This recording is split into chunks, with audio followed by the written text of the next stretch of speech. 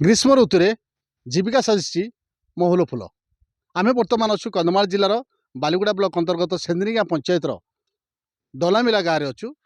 जहाँकि आम ये सीधासल भाव में आपण देखू कि भाव में जड़े झील जी कि पाठ पढ़ुवा झील एवं बापा दुई जन मिसी से महुल गुटाऊँ जहाँ महुल फूल और यही महुल फूल किसी दिन जीविका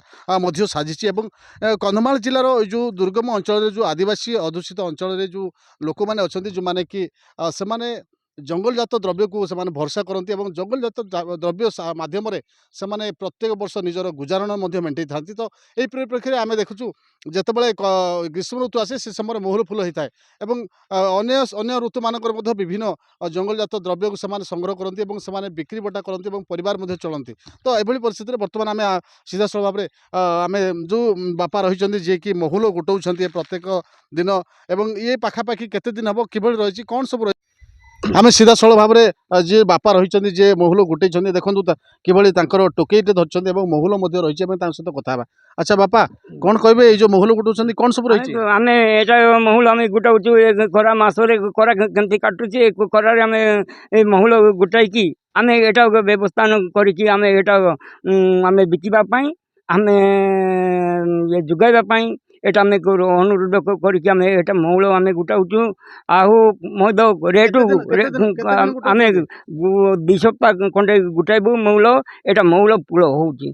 2 सप्ताह खंडे रहिबो आउ एटा बहुत दिन रहिबो नाही आम खरा मासरे आम ए चाष करिकी आउ पिला जिला मानकर आम निश्चित आम बंचाऊचु आउ एते आम जदि ये काम करिबु नाही आम चली पारु नाही एते आम कष्ट करिकी आम महुल गुटाइले आम बंची पारु नाही। अच्छा कौन अनुरोध कर सरकार कौन कहे सरकारी कौन कहे जे आम एते कष्ट करिचु सरकारी जे बल भाव में आमको टिके ये उच्चारण करिकी आमको गुटे ग्रहण कले होता। आपन सीधा सड़क शुणुले जेहेतु सी कहबार टे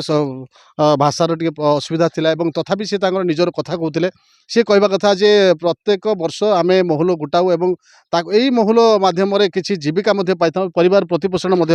हबार सुविधा होता है। मो सहित झील अच्छा जी कि पाठ पढ़ुआ झील सी आज आसुँच बापा माँ को साहाय्य करुँच आम देखु सीधा सड़क झील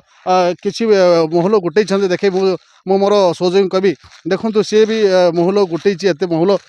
ये सका से आसती कौन सब रही सी झील सहित आम दीपद कथा। अच्छा झील तुम ना कौन झील सुमित्रा कहर सर कौन पाठ पढ़ुच हाँ सर एबे दशम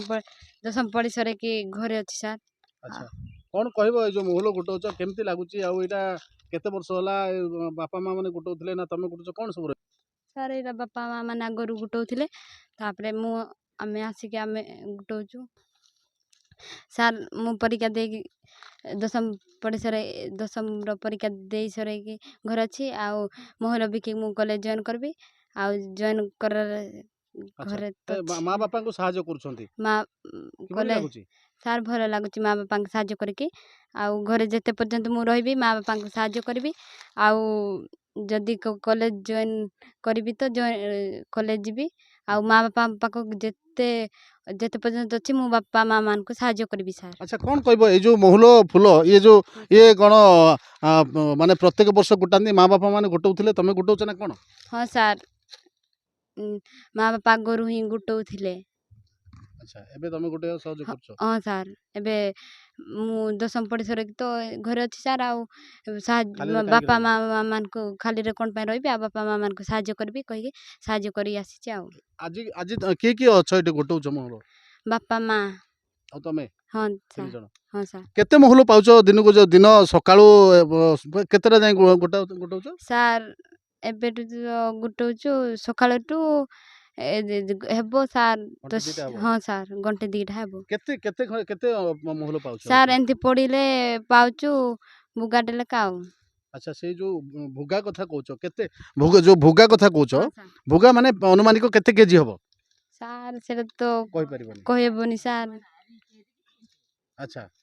আচ্ছা ঠিক ଅଛି ଆପଣମାନେ ସିଧାସଳଖ ଶୁଣୁଥିଲେ ଗୋଟିଏ ଝିଅ ପଢ଼ୁଆ ଝିଅ ପାଠ ପଢ଼ୁଥିଲା ଏବଂ ସେ ମେଟ୍ରିକ୍ ପରୀକ୍ଷା ମେଟ୍ରିକ୍ ପାସ୍ ହେବା ପରେ ଘରେ ରହିଛି ଏବଂ ବର୍ତ୍ତମାନ ଯେଉଁ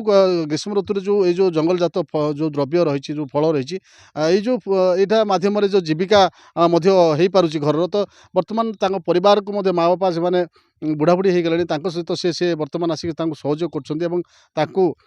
ସାହାଯ୍ୟ କରି ସେ ମଧ୍ୟ ଏଇ ଯେଉଁ କିଛି ପଇସା ହେବ ସେ ଆସନ୍ତା ବର୍ଷ ପୁଣି କଲେଜ ଜଏନ୍ କରିବେ ଏହା ମଧ୍ୟ ଆଶା ରହିଛି ତ ଦେଖନ୍ତୁ କିଭଳି ଭାବରେ ଗୋଟିଏ ଝିଅ ଯିଏ ଗ୍ରାମାଞ୍ଚଳର ଜଣେ ଆଦିବାସୀ ଝିଅଟି ସିଏ ପାଠ ପଢ଼ିବା ପାଇଁ ଅର୍ଥ ସାଜିଛି ବାଧକ ଏବଂ ଗୋଟିଏ ପଟରେ ସିଏ ଝିଅଟି ଦଶମ ପାଠ ପଢ଼ି ତାର +2 ଜଏନ୍ କରିପାରିଲାନି ଏବଂ ସେ ବର୍ତ୍ତମାନ ରହିଛି ଆଉ ଆସିଛି ବର୍ତ୍ତମାନ ସେ ବାପା ମାଆଙ୍କୁ ସାହାଯ୍ୟ କରିବା ସହିତ ନେକ୍ସଟ ଆଗାମୀ ଦିନରେ ସେ ପୁଣି କଲେଜ ଜଏନ୍ କରିବ ଏହା ମଧ୍ୟ ଆଶା ରହିଛି ତ ବର୍ତ୍ତମାନ ଦେଖନ୍ତୁ ଗୋଟିଏ ପଟରେ ଯେତେବେଳେ ସରକାରଙ୍କର ବିଭିନ୍ନ ଯୋଜନା ରହୁଛି ସେଇ ଭିତରେ ମଧ୍ୟ ଏଠିକାର ଯେଉଁ ଆଦିବାସୀ ଅଧ୍ୟୁଷିତ ଅଞ୍ଚଳରେ ଯେଉଁ ପିଲାମାନେ ଶିକ୍ଷିତ ପିଲାମାନେ ସେମାନେ ମଧ୍ୟ ପ୍ରଭାବିତ ହେଉଛନ୍ତି ତ